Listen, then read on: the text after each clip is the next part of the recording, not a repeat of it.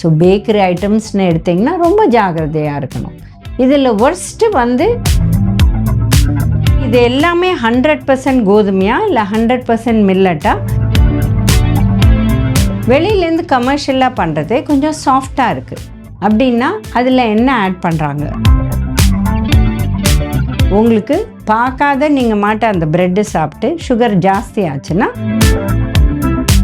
So ஒரு சின்ன பன் எடுத்தால் கூட அது 5 பன்னு வரும். இதை 2-3 சாப்பிட்ருவீங்க. அப்போ என்ன ஆகும்? காலையில் பிரேக்ஃபாஸ்ட்டும் ப்ரெட்டு, ஸ்கூல்லேருந்து வந்தாலும் ஏதாவது பேக்கரி ஐட்டம்ஸ். ஏன்னா நிறைய குழந்தைங்க வெறும் டீயில் பிஸ்கட் தோச்சு இல்லை காஃபியில் பிஸ்கட் தோச்சு சாப்பிட்றாங்க.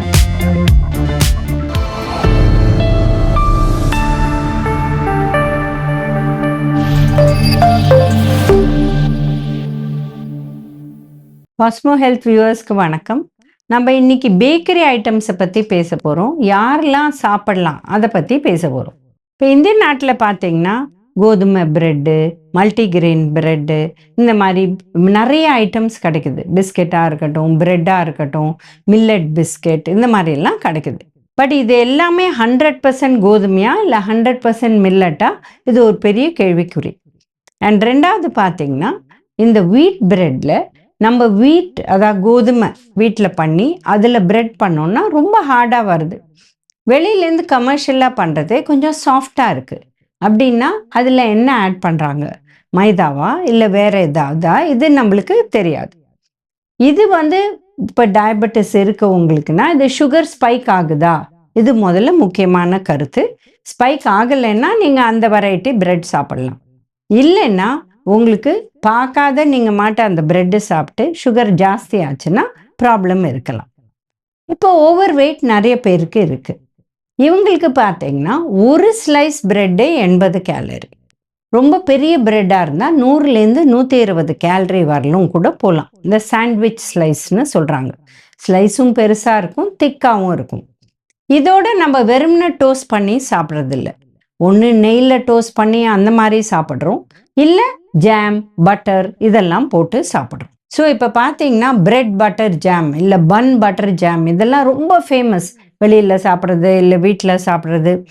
ஸோ பன்னுன்னு எடுத்திங்கன்னா இது ப்ரெட்டை விட சர்க்கரை ஜாஸ்தி அண்ட் இது ரொம்ப சாஃப்டாக இருக்குது. ஸோ இதில் வந்து டெஃபினட்டாக மைதா இருக்குது. அதை தவிர இதில் கொழுப்பு சத்தும் ஜாஸ்தி. இப்போ ப்ரெட்டில் வந்து 20% கொழுப்பு சத்துன்னா 100 கிராமில் உங்களுக்கு வந்து கிட்டத்தட்ட 30% வரலும் போகலாம் இந்த மாதிரி சாஃப்ட் ஐட்டம்ஸில். இது வந்து இந்த மாதிரி பன்னில். ஸோ இது வந்து உங்களுக்கு கேலரியும் ஜாஸ்தி ஆகும். ஸோ ஒரு சின்ன பன் எடுத்தால் கூட அது 5 பன்னு வரும். இதை 2-3 சாப்பிட்ருவீங்க. அப்போ என்ன ஆகும்? நம்மளோட இட்லி கேலரியை விட ஒரு பன் கேலரி ரொம்ப ஜாஸ்தி. அதோட இந்த பட்டர் அண்ட் ஜாம் ஆட் பண்ணிங்கன்னா 1 டீஸ்பூன் பட்டரே 45 கேலரி. ஜாம் வந்து 1 டீஸ்பூனே எவ்வளோ சர்க்கரை போடுறாங்க அதை பொறுத்து இருக்குது. பட் 25-30 கேலரியிலேருந்து 50 கேலரி 1 டீஸ்பூன் போகலாம். யாருமே 1 டீஸ்பூன் எதுவுமே போடுறதில்ல. இதில் வந்து கிட்டத்தட்ட 3-4 டீஸ்பூன் போட்டு சாப்பிட்றாங்க. ஸோ இது வந்து ரொம்ப ரொம்ப கேலரி ஜாஸ்தி ஆகிடும். அண்ட் இந்த கேலரியிலேருந்து ஒன்லி கார்போஹைட்ரேட் நிறைய வருது, புரத சத்து ரொம்ப குறைவு. இதே பிரெட் ஆம்லெட் நாங்கள் சாப்பிட்றோம் அப்படின்னு சொல்லுவாங்க. அதாவது கொஞ்சம் தேவையில்லை. ஏன்னா ஆம்லெட் வந்து ஒரு எக்கு சாப்பிட்டாலே 6 to 8 கிராம்ஸ் ப்ரோட்டீன் வருது உங்களுக்கு. ஸோ இது வந்து பெனிஃபிட் இருக்குது. ஸோ அதுவும் எக் ஒயிட் மாத்திரம் சாப்பிட்டாங்கன்னா அது எந்த அளவு எத்தனை கிராம் சாப்பிட்றாங்களோ கம்ப்ளீட்டாக அது ப்ரோட்டீன் தான். ஏன்னா அது ஆல்பியூமின் தான். ஸோ இந்த மாதிரி கொஞ்சம் டிஃப்ரெண்ட்டாக சாப்பிட்டோன்னா இன்னும் பெட்டர். இல்லை வந்து இந்த மாதிரி மில்லட் அப்படின்னு போனால் இப்போ டெஃபினட்டாக இந்த மில்லட் பிஸ்கெட்ஸ் பார்த்தீங்கன்னா ரொம்ப சாஃப்டாக இருக்குது. அப்போ என்ன டெஃபினட்டாக வேறு ஏதாவது ஒரு மாவை ஆட் பண்ணுறாங்க. மெயினாக அது மைதா தான் இருக்கும் பேக்கரி ஐட்டம்ஸில். அடுத்தது வெண்ணெய்க்கு பதில் இவங்க வந்து இந்த மாதிரி வனஸ்பதி ஆயில் அந்த மாதிரி வேறு ஏதாவது ஆட் பண்ணாங்கன்னா அந்த எண்ணெய் வந்து உடம்புக்கு நல்லது இல்லாத ஹை சேச்சுரேட்டட் ஃபேட் இருக்கிற ஒரு எண்ணெயாக இருந்தால் இது நல்லது கிடையாது. இதுக்கும் மேலே வனஸ்பதி ஆயில் ஆட் பண்ணால் டிரான்ஸ்ஃபேட்ஸ் வந்துடும். இது உடம்புக்கே நல்லதில்லை. ஏன்னா இருதய நோய் வரக்கூடிய வாய்ப்பு இருக்குது. ஸோ பேக்கரி ஐட்டம்ஸ்னு எடுத்திங்கன்னா ரொம்ப ஜாகிரதையாக இருக்கணும். இதில் ஒர்ஸ்ட்டு வந்து இந்த பஃப் அண்ட் காரா பிஸ்கெட்ஸ். அதுக்கும் மேலே பார்த்தீங்கன்னா இந்த வந்து ரோல்ஸ் விற்கிறாங்க, க்ரீம் ரோல்மாங்க, இல்லை அதில் இப்போ ப்ளூபெர்ரி க்ரீம் போட்டு ரோல் அப்படிம்பாங்க. இது பூராவே மைதா தான், பூராவே வனஸ்பதி ஆயில் தான். அப்போ தான் அது அவ்வளோ சாஃப்டாக வரும். அண்ட் க்ரீம் போட போட போட இது வந்து ஹை ஃபேட் ஆகிடும்.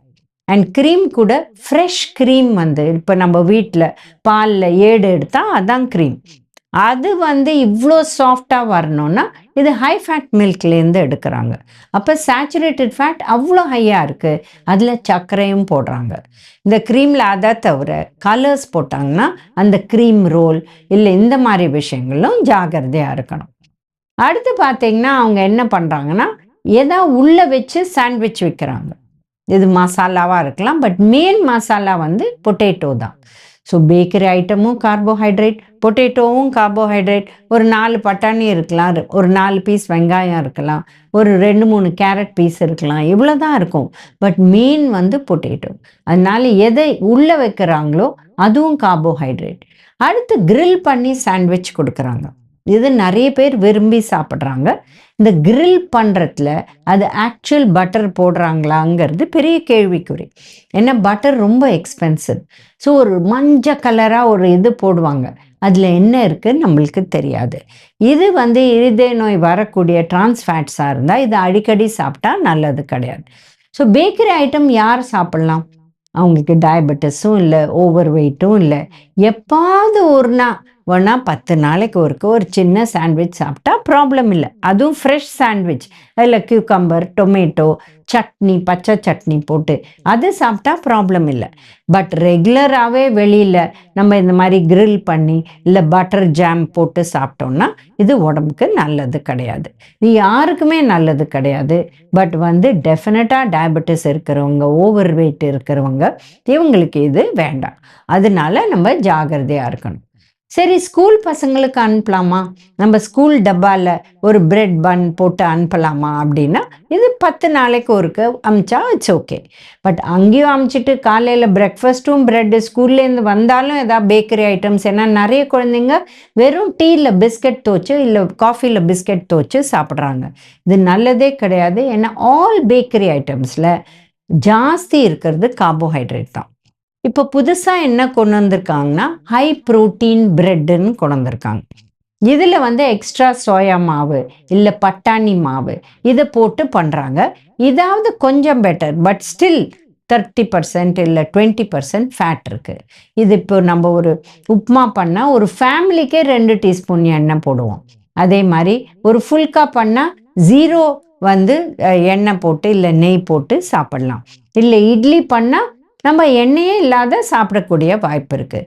பட் இந்த மாதிரி ஐட்டம் சாப்பிட்டா நிறைய கொழுப்பு சத்து வரக்கூடிய வாய்ப்பு இருக்குது. இப்போ சின்ன குழந்தைங்களே பார்த்தா ஒபேசிட்டி ரொம்ப ஜாஸ்தியாக இருக்குது.